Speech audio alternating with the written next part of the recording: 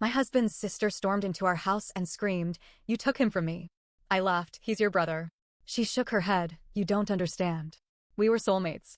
My husband gasped, "You need help." But when I checked her phone, I realized this wasn't just a fantasy. I never expected my Sunday to turn into a horror show. It started off as a normal day. My husband, Daniel, was fixing a cabinet in the kitchen, and I was curled up on the couch scrolling through my phone. We had the windows open because it was a rare, breezy afternoon. The house smelled like fresh coffee, and for once, everything felt calm. Then someone started pounding on the front door. Not knocking, pounding. Daniel and I looked at each other. No one ever showed up unannounced. I set my phone down and got up just as the door slammed open. Danielle, his sister. Her face was twisted with rage, eyes wide, chest heaving like she had run all the way here. "You," she spat, pointing straight at me. Her hands were shaking, and her lips were pale. "You stole him from me." I blinked. "What?" Daniel stepped out of the kitchen, frowning. Danielle, what the hell, but she wasn't looking at him. She was staring at me like she wanted to rip me apart. "You don't deserve him," she seethed. "He was mine. And you ruined everything." I let out a small laugh, mostly out of confusion. "Danielle, he's your brother." At that moment, Daniel stepped closer. His face was pale, his hands half raised, like he was afraid she'd lunge at me. "Danielle, stop. You need help." She shook her head hard, her tangled hair whipping around. "You don't understand," she whispered. "We were meant to be together.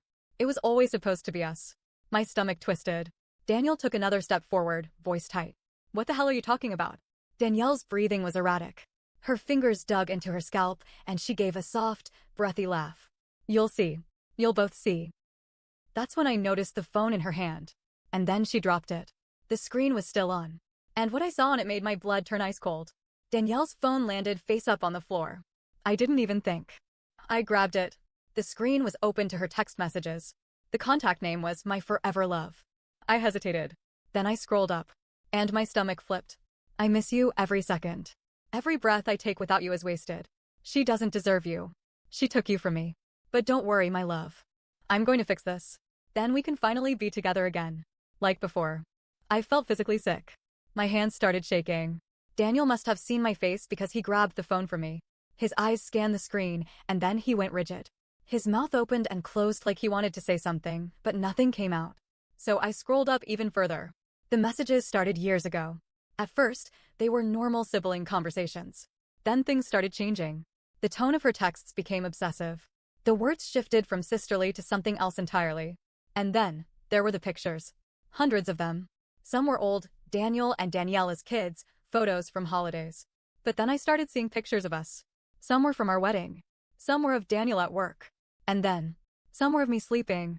My whole body went cold. Daniel inhaled sharply. "Jesus Christ," he whispered. I couldn't stop scrolling. More pictures. Me at the grocery store.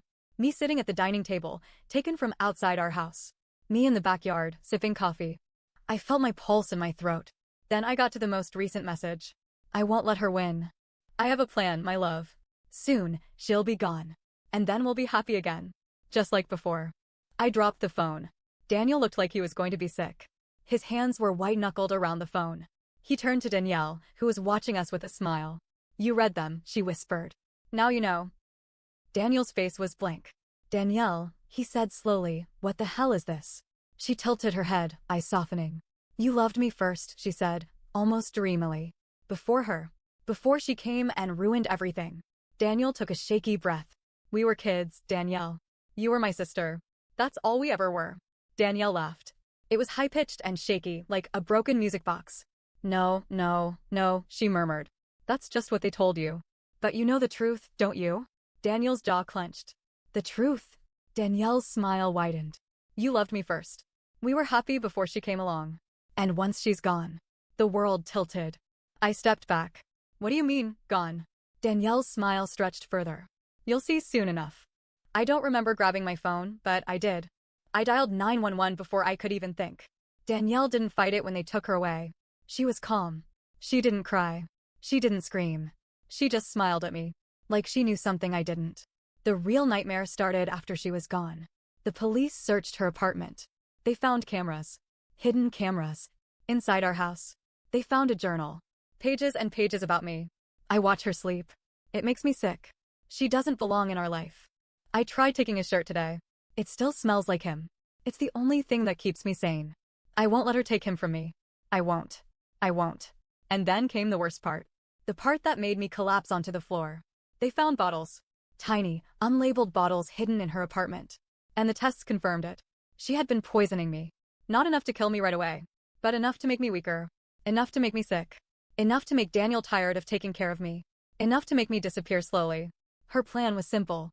Make me too weak. Make Daniel resent taking care of me. And then? I'd be out of the way. And she'd have him back. Like she believed he was always supposed to be. I still don't sleep well. I don't know if I ever will. Because some nights, I wake up and feel like someone is watching me.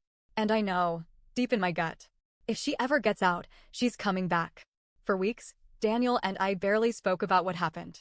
We moved through life in a daze, trying to act normal. But nothing felt normal anymore.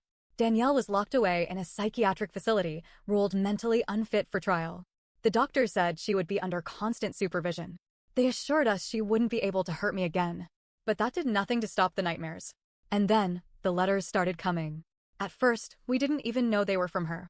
The first letter arrived 3 weeks after Danielle was taken away. It came in an unmarked envelope. No return address. Just a single sheet of paper. Daniel's name was written in perfect, looping handwriting. I opened it before he got home. My hands were sweating as I unfolded the paper. And then I read it. My love, I forgive you. I know you're confused. I know she's still in the way. But I understand now it's not your fault. They lied to you. They told you I was sick, that I was crazy. But deep down, you know the truth. I'll wait for you. I'll always wait. I'm getting better, Daniel. Soon, I'll be able to come home. And when I do, we'll fix everything. Just like before. My stomach turned over. I checked the envelope again. No postmark. No stamp. Someone had hand-delivered it. And that meant one thing: someone had helped her send it. Daniel came home an hour later. I showed him the letter the second he walked through the door. He read it in dead silence, his hands gripping the paper so tightly it crumpled. We need to call the police, I whispered. Daniel nodded, but his jaw was clenched so tightly I thought his teeth might crack.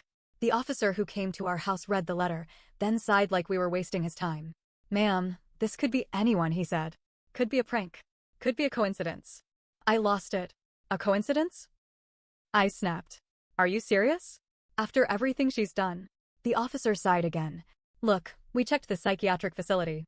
She hasn't left. No visitors, no calls, no access to mail. She's still in there. Daniel spoke up, his voice tight. Then someone on the inside is helping her. The officer hesitated. We'll look into it. But we could tell he didn't believe us. And a few days later, another letter arrived. This time, it was taped to our front door. I see you. I see what she's doing to you, Daniel. You're miserable. She's made you weak. She's ruined us. But don't worry. I won't let her keep you forever. I'm coming. Daniel and I stared at the letter, neither of us breathing. She wasn't supposed to have any contact with the outside world. But somehow, she had someone watching us. I looked at Daniel, panic clawing up my throat. What if she gets out? Daniel exhaled sharply. She won't. She can't. But the doubt in his voice was impossible to ignore. I started noticing small things. The kitchen window, left open when I was sure I had closed it. Footsteps in the backyard, too heavy to be a raccoon. The sound of scraping against our bedroom window at night. One evening, I found a single footprint in the flower bed beneath the window. Too big to be mine. Too small to be Daniel's. I showed him. He went completely still. And then he looked up at me. Pack a bag, he said. We're leaving. Now. We scrambled to throw clothes into suitcases. My heart was hammering so loudly I could barely hear. Daniel called the police again. They told us the same thing. She's still in the facility. She hasn't left. She has no contact with the outside world. But someone was watching us. Someone was helping her. Daniel grabbed the car keys. Let's go. He yanked open the front door and stopped dead. My breath caught in my throat. What? And then I saw it. A single red ribbon. Tied to the doorknob. A symbol from their childhood. Danielle used to tie red ribbons to Daniel's wrist when they were kids. She told him it meant they would never be apart. And now, one was tied to our front door. I heard a rustling sound, and then I felt eyes on me. Someone was watching us. And they were close. Daniel and I froze. The red ribbon swayed in the breeze, tied so neatly, so deliberately. My stomach lurched. Someone had been here. Close enough to touch our front door. Daniel's breathing was sharp. He turned his head slowly, scanning the yard, the street. Looking, and then the neighbor's motion light flickered on. I whipped my head around just in time to see a shadow disappear behind our fence. Someone was here, watching us. Right now. Daniel shoved me inside and slammed the door shut. His hands were shaking as he locked it. Then bang. A noise from the backyard. Someone was trying to get in. I grabbed my phone with numb fingers and dialed 911. The operator answered, but my voice came out in a choked whisper. Someone is in our yard. The police came fast. Too fast. Like they had already been in the area. By the time they searched the backyard, whoever was there was gone. But they found something worse. A folding chair. Hidden behind our shed, facing our bedroom window. And a pile of cigarette butts beside it. Someone had been sitting there, watching us. For who knows how long. I felt like I was going to be sick. Daniel gritted his teeth so hard I thought they'd crack. It's her. His voice was raw. It has to be her. The cops shook their heads. We've checked the facility 3 times. She's still there. I swallowed hard. Then she has someone helping her. The letters kept coming. Even after the police staked out our house. Even after we changed the locks. Even after Daniel bought a gun. Every few days, another envelope would show up somewhere new. Taped under the windshield wiper of Daniel's car.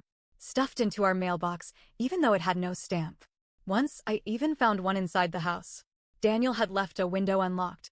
We didn't sleep that night. And the messages got worse. I know you're scared. But don't be. I'm not angry. I know you don't understand right now, but you will. I just need to get rid of her first. Then everything will be perfect again. I couldn't breathe. She wasn't just watching us anymore. She was getting closer. And then, the worst letter came. It was delivered to our doorstep in the middle of the night. Daniel found it when he went out for the paper. And when he walked back inside, his face was gray. He didn't say a word. Just handed me the letter. And my blood ran cold. Hi, Daniel. Guess what? I got out. I can't wait to see you. I've missed you so much. I hope she's ready. I dropped the paper. No. No, no, no. I grabbed my phone and called the police. The operator put me on hold. On hold. When she finally came back, her voice was calm. Ma'am, Danielle is still in the facility. She hasn't left. She's under full supervision. But that was a lie. Because less than an hour later, a car pulled up in front of our house. And Danielle stepped out, smiling, like she had never been gone. I didn't breathe. I didn't blink. I didn't even move. Danielle stood at the edge of our driveway, the setting sun casting her shadow long and dark across the pavement. She was smiling, not manic, not crazed, but calm, like she had just returned from a vacation. Daniel was frozen beside me. His hands were curled into fists, his breathing shallow. I whispered, "She's not supposed to be here." He didn't answer. Danielle took a step forward, slow and deliberate. I instinctively grabbed Daniel's arm. "Get inside." But Danielle laughed. "Come on, don't be like that," she called out, voice light, teasing. "I just wanted to see you."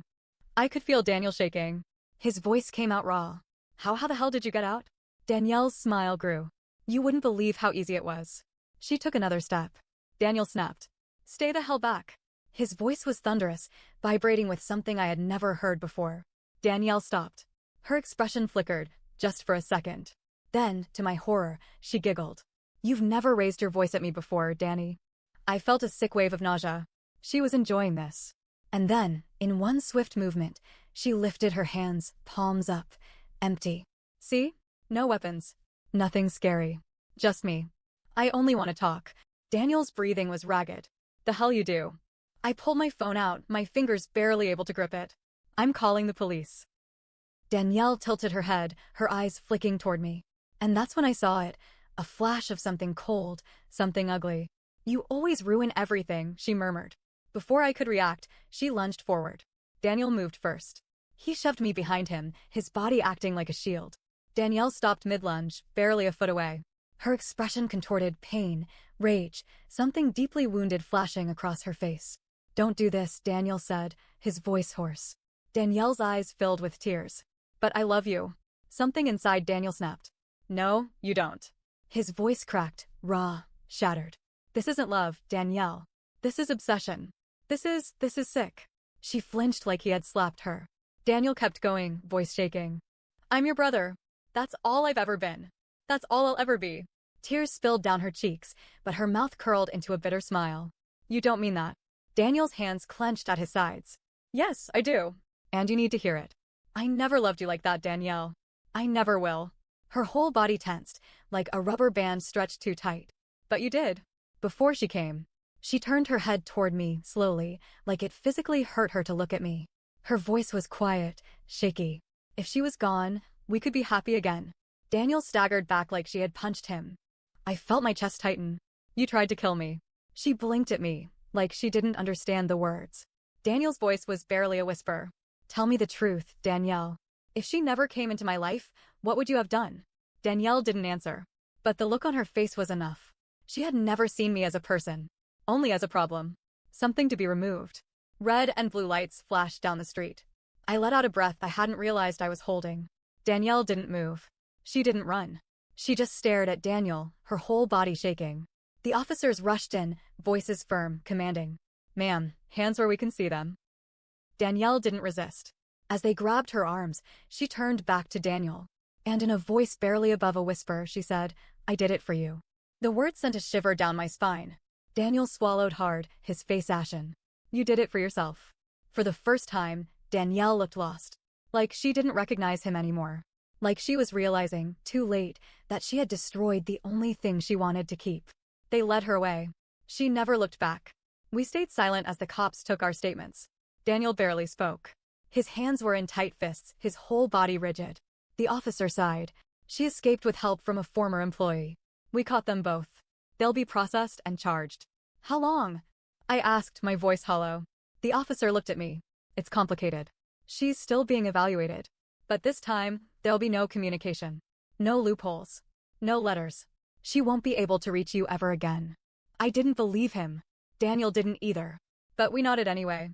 We moved 2 months later. New city. New house. No forwarding address. Daniel changed his number. We cut ties with everyone who might still be connected to Danielle. But it didn't erase the damage. Daniel was quiet now. More distant. Some nights, I'd wake up and find him sitting on the edge of the bed, staring at his hands. I knew what he was thinking. How did I not see it? How did I not stop it sooner? One night, I finally spoke. You know it wasn't your fault, right? Daniel exhaled shakily, his shoulders tense. I should have noticed, he said softly. I should have seen what she was turning into. I reached for his hand. She made sure you didn't. His fingers curled around mine, but he didn't answer. After a long pause, he whispered, she was my sister. I didn't know what to say, because that was the worst part. She had been his sister. She had been his family. And she had destroyed everything. Months passed. One afternoon, a package arrived. No return address. Just a plain brown box. I shouldn't have opened it. But I did.